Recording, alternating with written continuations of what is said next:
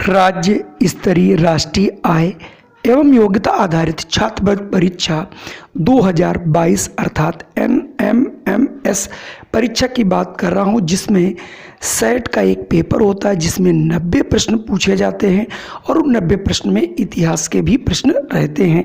आज हम यहाँ पर आप लोगों के लिए 25 प्रश्न लेकर के आया हूँ। ये प्राचीन इतिहास से संबंधित हैं। इनमें से 2 से 3 प्रश्न आपको जरूर मिलते हैं। ये किसी न किसी परीक्षा में जरूर पूछे गए और NMS की परीक्षा में भी इन प्रश्नों को लिया गया है, इसीलिए मैं इन प्रश्नों को लेकर के आया हूं। तो आइए फटाफट शुरू करते हैं आज का ये वीडियो।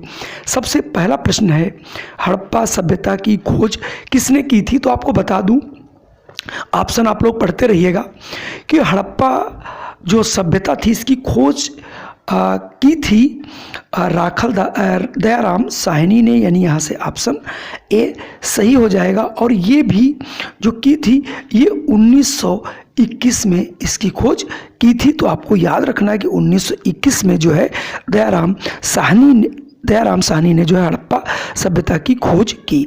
अगला प्रश्न बेहद इंपॉर्टेंट है, कई बार पूछा गया है, बृहत स्नानागार की प्राप्ति कहाँ हुई है?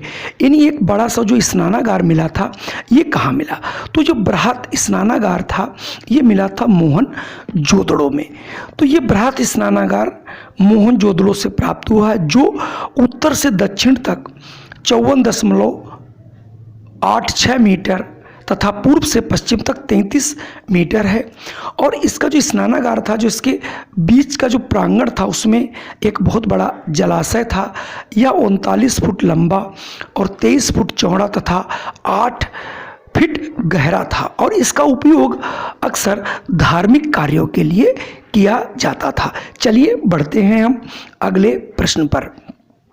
अगला प्रश्न है, अग्निकुंड के प्रमाण कहाँ से प्राप्त हुए? तो मैं आपको बता देता हूँ, अग्नि के जो प्रमाण हैं, अग्नि जो कुंड जो था जिसे हम लोग हवन कुंड कहते हैं, ये मिले हैं आपके कालीबंगा से, यानी ऑप्शन सी सही है।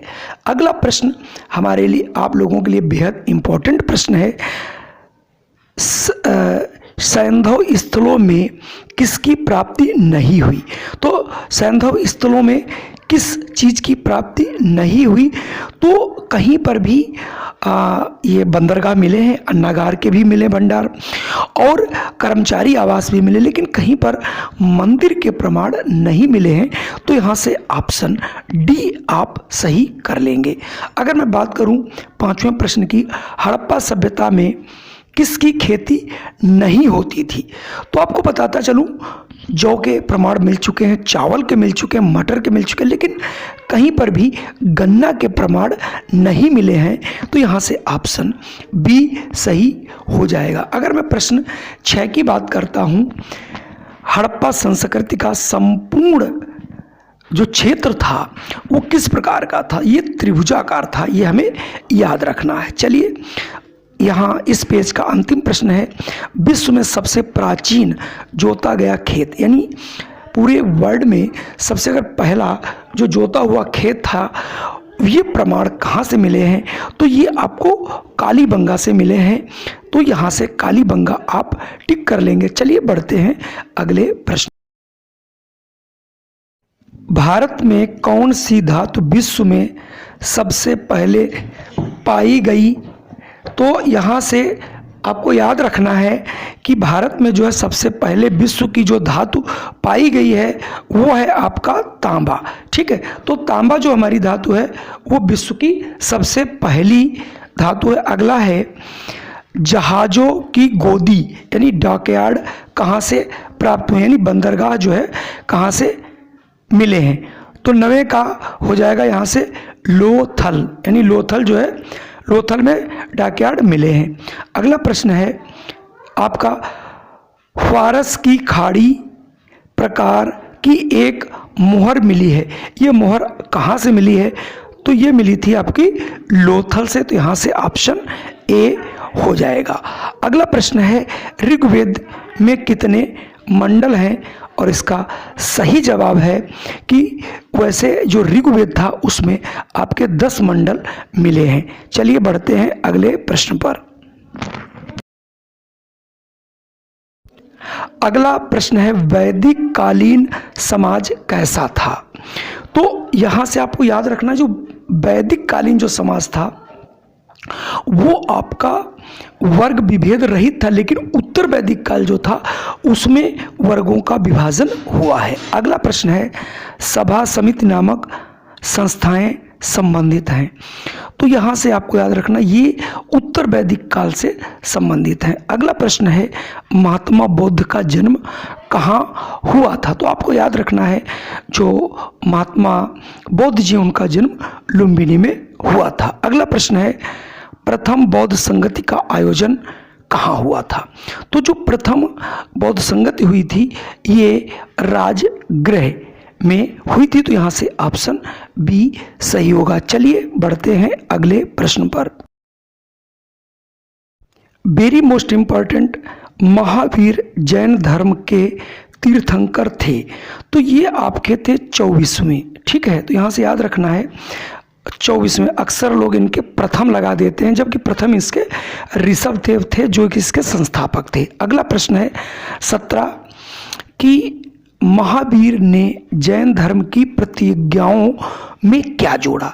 यानी जो 17 में आपका महावीर ने जो जैन धर्म में जो प्रतिज्ञाएं थी उसमें उन्होंने ब्रह्मचर्य जोड़ा था, यानी ऑप्शन ए यहाँ से हो जाएगा। अगला प्रश्न बेहद मोस्ट इंपॉर्टेंट, ये प्रश्न आपका कई बार पूछा गया, इसलिए इसका आंसर हम सबको आना चाहिए। अजातशत्रु कहाँ का राजा था। यानी जो अजातशत्रु है ये कहाँ का राजा था। तो ये मगध का राजा था। एक सीरियल आता था जिसमें आप लोगों ने इसका उल्लेख वहाँ पर देखा होगा। जब भी आप सीरियल देखें तो उनको आप इस तरीके से न देखें कि उनसे आपका मनोरंजन ही हो, बल्कि उससे कुछ सीख भी आप लें।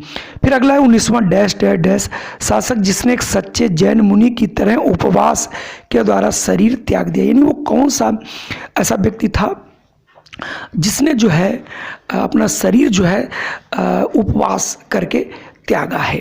तो मैं आपको यहाँ से बताता चलता हूँ कि मौर्य शासक जो चंद्रगुप्त मौर्य थे वो जैन मुनि भद्रबाहु के साथ मैसूर के निकट श्रवणबेलगोला चला गया और वहाँ उपवास रखते हुए अपने शरीर को त्यागा था।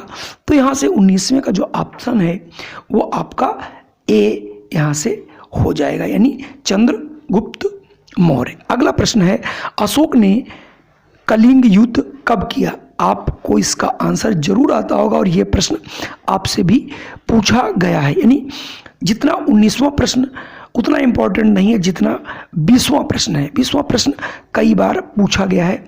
तो यहाँ से आपको याद ये रखना है ये 261 ईसा पूर्व में अशोक जो है वो 261 ईसा पूर्व में कलिंग पर आक्रमण किया था।